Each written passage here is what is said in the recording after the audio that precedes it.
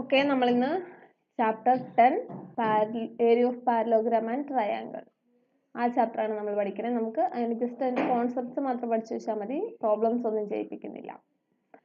അപ്പോൾ എന്താണ് ട്രയാങ്കിൾ? നമ്മൾ ട്രയാങ്കിൾസ് എന്ന് പറയുന്ന ചാപ്റ്റർ പഠിച്ചിട്ടുള്ളത് കൊണ്ട് നമുക്ക് അതിൻ്റെ കാര്യങ്ങളെല്ലാം അറിയാം അല്ലേ. എന്താണ് ട്രയാങ്കിൾ? ട്രയാങ്കിൾ എന്ന് പറഞ്ഞാൽ 3 സൈഡുകളും 3 ആംഗിൾസുമുള്ള ക്ലോസ്ഡ് ഫിഗറാണ് അല്ലേ. ഇതല്ലേ ഒരു ട്രയാങ്കിൾ. പല ടൈപ്പ് ട്രയാങ്കിൾസ് നമ്മൾ പഠിച്ചിട്ടുണ്ട്. എന്തൊക്കെയാ? ഐസോസെലസ്, ഇക്വിലാറ്ററൽ, പിന്നെന്താണ് റൈറ്റ് ആംഗിൾ ട്രയാങ്കിൾ. ഓക്കെ, ട്രയാങ്കിളിൻ്റെ പ്രത്യേകത എന്തായിരുന്നു മക്കളെ? ട്രയാങ്കിളിൻ്റെ ആംഗിൾ സം പ്രോപ്പർട്ടി പറയുവാണെങ്കിൽ എന്താ? 3 ആംഗിളുകളും കൂടെ ആഡ് ചെയ്താൽ എത്ര കിട്ടും? 3 ആംഗിളിൻ്റെയും സം എത്രയാണ്? 180 ഡിഗ്രിയാണ്. പക്ഷെ നമുക്ക് പഠിക്കാനുള്ളത് ഏരിയയെ പറ്റിയാണ് അല്ലേ. ഏരിയ എങ്ങനെ കണ്ടുപിടിക്കും? ഏരിയ കണ്ടുപിടിക്കാനുള്ള ഇക്വേഷനാണ് ഹാഫ് ബി എച്ച്. എന്താണ് ബി? ബി എന്ന് പറഞ്ഞാൽ ബേസ്, എച്ച് എന്ന് പറഞ്ഞാലോ ഹൈറ്റ്. വെറും ഹൈറ്റ് ആണോ?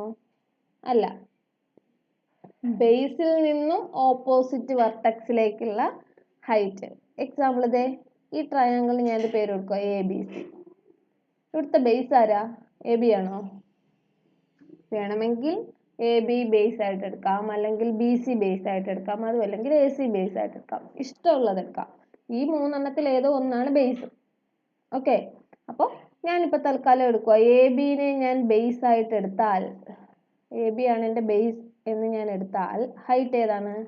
ഹൈറ്റ് ABയിലേക്കുള്ള പെർപെൻഡിക്കുലർ ഡിസ്റ്റൻസ്. എവിടെ നിന്ന്? ആ 3ാമത്തെ സൈഡിൽ നിന്ന്, അതായത് സിയിൽ നിന്നും ABയിലേക്ക് വരയ്ക്കുന്ന പെർപെൻഡിക്കുലർ, അതിൻ്റെ ലെങ്ത്. അതിനെ വിളിച്ച പേരാണ് എന്ത്? ഓൾട്ടിറ്റ്യൂഡ് എന്നാണ് വിളിക്കുന്നത് അല്ലേ. വിളിക്കുന്നത് CD ആണ് ഇവിടുത്തെ ഓൾട്ടിറ്റ്യൂഡ് അഥവാ ഹൈറ്റ്. അപ്പോൾ ഇവിടുത്തെ ഏരിയ എത്രയാണ്? ഏരിയ ഹാഫ് ഇൻറ്റു ബേസ്, അതായത് AB ഇൻറ്റു ഹൈറ്റ് CD. അപ്പോൾ ഞാൻ വേറൊരാൾ എടുക്കുന്നു, വേറൊരാൾ പറയുവാണ് ഞാൻ ബേസ് ആയിട്ട് എടുക്കുന്നത് ആരെയാണ്? BCനെയാണ് ഞാൻ ബേസ് ആയിട്ട് എടുക്കുന്നത്. അപ്പൊ ഹൈറ്റ് ആരാ? BC. ഇതാണ് ബേസ്. അപ്പൊ ഹൈറ്റ് ആരാ? 3ാമത്തെ വെർട്ടെക്സ്. 3ാമത്തെ വെർട്ടെക്സ് ഇതാ എയിൽ നിന്നും വരയ്ക്കുന്ന പെർപെൻഡിക്കുലർ. ഇതിനെ ഞാൻ എന്ന് വിളിച്ചാൽ AE ആണ് ഇവിടുത്തെ ഹൈറ്റ് ആയിട്ട് വരുന്നത്. അപ്പൊ ബേസ് മാറുന്നതിനനുസരിച്ച് ഹൈറ്റിനും വ്യത്യാസം വന്നുകൊണ്ടിരിക്കും. അപ്പൊ ഏരിയ എത്ര? ഏരിയ ഹാഫ് ഇൻറ്റു BH ആണ്, അതായത് ബേസ് അഥവാ BC ഇൻറ്റു AE എന്ന് വരും. ഇനി 3ാമതൊരാൾ വന്നിട്ട് പറയുവാണ് ഞാൻ AC ആണ് ബേസ് ആയിട്ട് എടുക്കുന്നത്. അപ്പം AC ബേസ് ആയിട്ട് എടുത്താൽ ഹൈറ്റ് ഏതായിരിക്കും? 3ാമത്തെ വെർട്ടെക്സ് ആയ Bയിൽ നിന്നും വരയ്ക്കുന്ന പെർപെൻഡിക്കുലർ ആയിരിക്കും. നമുക്കിതിനെ BF എന്ന് വിളിക്കാം. അപ്പം ഹൈറ്റ് ആരാണ്? BF ആണ് ഹൈറ്റ്. ആരാണ് ഹൈറ്റ്? BF. അപ്പോൾ ഏരിയ എത്രയാണ്? Half into AC into BF. അപ്പോൾ 3 പേര് ഏരിയ കണ്ടുപിടിച്ചു. ഒരാൾ കണ്ടുപിടിച്ചത് ഹാഫ് AB ഇൻറ്റു CD ആണ്, ഒരാൾ കണ്ടുപിടിച്ചത് ഹാഫ് BC ഇൻറ്റു AE ആണ്, അടുത്ത ആൾ കണ്ടുപിടിച്ചത് ഹാഫ് AC ഇൻറ്റു BF ആണ്. അപ്പോൾ 3 3 അല്ലേ എന്ന് നിങ്ങൾക്ക് തോന്നാം. 3 3 അല്ല. ഏത് ബേസ് എടുക്കുന്നോ അതും അതിൻ്റെ കറസ്പോണ്ടിങ് ഹൈറ്റുമായി മൾട്ടിപ്ലൈ ചെയ്ത് പകുതി എടുത്താൽ ആ ട്രയാങ്കിളിൻ്റെ ഏരിയ കിട്ടും. ഇത് 3ഉം ഒരേ ആൻസർ ആയിരിക്കും കിട്ടുന്നത്. ഇതിൻ്റെ 3ൻ്റെയും ആൻസർ എന്തായിരിക്കും? സെയിം ആയിരിക്കും. അപ്പോൾ ട്രയാങ്കിളിൻ്റെ ഏരിയ കണ്ടുപിടിക്കാനുള്ള ഇക്വേഷനാണ് ഹാഫ് BH. ബേസും ഹൈറ്റും ആർക്ക് ചൂസ് ചെയ്യാം? പ്രോബ്ലം ചെയ്യുന്ന ആൾക്ക് ഇഷ്ടമുള്ള ആളെ ബേസ് ആയിട്ട് എടുക്കാം. അതിലേക്കുള്ള പെർപെൻഡിക്കുലർ ഡിസ്റ്റൻസിനെ വേണം ഹൈറ്റ് ആയിട്ട് എടുക്കാൻ. ഓക്കെ, ട്രയാങ്കിളിൻ്റെ ഏരിയ കണ്ടുപിടിക്കാൻ നമ്മൾ വേറൊരു കാര്യം കൂടെ പഠിച്ചിട്ടുണ്ട്, ഓർമ്മയുണ്ടോ?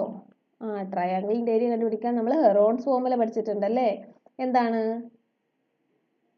ഇതാണൊരു ട്രയാങ്കിൾ. ഇതാണ് ട്രയാങ്കിൾ. ട്രയാങ്കിളിന് നമ്മൾ കൊടുക്കുന്ന പേര് PQR. PQ എന്ന് പറയുന്ന ലെങ്ത് നമുക്കറിയാം A, ഇത് B, ഇത് C. അപ്പോൾ നമ്മൾ പറയണം PQ is equal to A centimetre, QR is equal to B centimetre. സെന്റിമീറ്ററോ മീറ്ററോ ഏതെങ്കിലും യൂണിറ്റ് കൊടുക്കുക കേട്ടോ. അടുത്തത് PR is equal to C centimetre. അങ്ങനെയാണെങ്കിൽ ഏരിയ കണ്ടുപിടിക്കാൻ വേണ്ടി ആദ്യം നമ്മൾ എന്ത് കണ്ടുപിടിക്കണം? ആദ്യം നമ്മൾ സെമി പെരിമീറ്റർ. എസ് എന്ന് പറഞ്ഞാൽ എന്താണ്? Semi perimeter. എങ്ങനെ കണ്ടുപിടിക്കും? പെരിമീറ്റർ എന്ന് പറഞ്ഞാൽ 3 സൈഡും കൂടെ കൂട്ടുന്നതാണ്. അതായത് A+B+C ആണ്. സെമി പെരിമീറ്റർ എന്ന് പറയുമ്പോൾ ഇതിന്റെ നേർ പകുതി. ആദ്യം നമ്മൾ ആരെ കണ്ടുപിടിക്കണം? ആദ്യം നമ്മൾ എസ് കണ്ടുപിടിക്കുന്നു. ഹെറോൺസ് ഫോർമുല എന്താണ് പറഞ്ഞത്? Area is equal to root of S into S minus A into S minus B into S minus C. Area of triangle കണ്ടുപിടിക്കാൻ 2 മെത്തേഡ്സ് ഉണ്ട്. ഹാഫ് BH ഉണ്ട്, ഹെറോൺസ് ഫോർമുല ഉണ്ട്. നമുക്ക് എന്താണ് പഠിക്കാനുള്ളത്? നമുക്ക് മെയിൻ ആയിട്ട് പഠിക്കാനുള്ളത് പാരലിലോഗ്രാം ആണ്. അപ്പോൾ നമുക്ക് പാരലിലോഗ്രാം എന്താണെന്ന് കൂടി ഒന്ന് പറയാം. ബാക്കി നമുക്ക് നെക്സ്റ്റ് ഡേ പഠിക്കാം. അതോടുകൂടി പിന്നെ നമുക്ക് ഒരൊറ്റ ചാപ്റ്ററേ ഉള്ളൂ. ഏതാണ്? ക്വാഡ്രിലാറ്ററൽസ്. അപ്പോൾ വേണ്ടേ ഞാനൊരു പാരലോഗ്രാം വരയ്ക്കുക. പാരലോഗ്രാമിന്റെ പ്രത്യേകതകൾ എന്തൊക്കെയാ മക്കളെ? പാരലോഗ്രാമിന്റെ പ്രത്യേകതകൾ നമുക്ക് പേരെഴുതി കൊടുക്കാം, എന്നിട്ട് പറയാം. ABCD. പാരലോഗ്രാമിന്റെ പ്രത്യേകത എന്താണ്? Opposite sides R equal. അതാണ് ഒന്നാമത്തെ പ്രത്യേകത. അതായത് AB is equal to CD ആണ്, BC is equal to AD ആണ്. രണ്ടാമത്തെ പ്രത്യേകത എന്താണ്? Opposite sides are parallel. AB parallel to CD ആണ് and BC parallel to AD ആണ്. 2 കോൺസെപ്റ്റ് ആയില്ലേ? പിന്നെന്താണ്? Opposite angles are equal. അതായത് angle A is equal to angle C ആണ് and angle B is equal to angle D ആണ്. അല്ലേ? ഇതും ഇതിന്റെ ഓപ്പോസിറ്റ് ഉള്ളതും ഓപ്പോസിറ്റ് ആംഗിൾസ് ആർ ഈക്വൽ. ഇനി എന്താണ്? അഡ്ജസന്റ് ആംഗിളുകളുടെ സമ്മ 180 ആണ്. അങ്ങനെ ഒരു പ്രോപ്പർട്ടി കൂടെ ഉണ്ട്. അതായത് angle A plus angle B is equal to 180 ആണ്. അല്ലേ? ഇതല്ലേ അടുത്തടുത്ത 2 ആംഗിൾ അല്ലേ? ഇനി ഇവരെ എടുക്കാം. Angle B plus angle C is equal to 180 ആണ്. Angle C plus angle D is equal to 180 ആണ്. Also angle A plus angle D is equal to 180 ആണ്. ഇത്രയൊക്കെയാണ് പാരലോഗ്രാമിന്റെ പ്രത്യേകത. പാരലോഗ്രാമിന്റെ ഡയഗണൽസ് ഈക്വൽ ആണോ? അല്ല. പാരലോഗ്രാമിന്റെ പ്രത്യേകത അടുത്ത ഏതാണ്? ഡയഗണൽസ് ഈക്വൽ ആകണമെന്ന് നിർബന്ധമില്ല. അപ്പം ഇനി ഇതിന്റെ ഏരിയ കണ്ടുപിടിക്കുക എന്നുള്ളതാണ് നമ്മുടെ ഡ്യൂട്ടി. അപ്പോൾ ഏരിയ കണ്ടുപിടിക്കാൻ എന്ത് ചെയ്യണം? ഏരിയ കണ്ടുപിടിക്കാനായിട്ട് പാരലോഗ്രാമിനെ നമുക്ക് 2 ട്രയാങ്കിളുകളായി മാറ്റാം. ഡയഗണൽസ് വരച്ചല്ലേ? ഞാൻ BD എന്ന് പറഞ്ഞ ഡയഗണൽ വരച്ചപ്പോൾ വേണ്ടേ ഇവിടെ ഒരു ട്രയാങ്കിൾ കിട്ടി, ഇവിടെ ഒരു ട്രയാങ്കിൾ കിട്ടി. അപ്പോൾ പാരലോഗ്രാമിന്റെ ഏരിയ കണ്ടുപിടിക്കാൻ എന്ത് ചെയ്താൽ മതി? പാരലോഗ്രാമിന്റെ ഏരിയ കണ്ടുപിടിക്കാൻ വേണ്ടി ഈ 2 ട്രയാങ്കിളിന്റെയും ഏരിയ കണ്ടുപിടിച്ച് ആഡ് ചെയ്താൽ മതി. ഇവർ രണ്ടുപേരുടെയും ഏരിയ കണ്ടുപിടിച്ച് എന്ത് ചെയ്യണം? ആഡ് ചെയ്താൽ മതി. ഓക്കെ. ട്രയാങ്കിളിന്റെ ഏരിയ കണ്ടുപിടിക്കാൻ നമുക്കറിയാലോ? അറിയാം.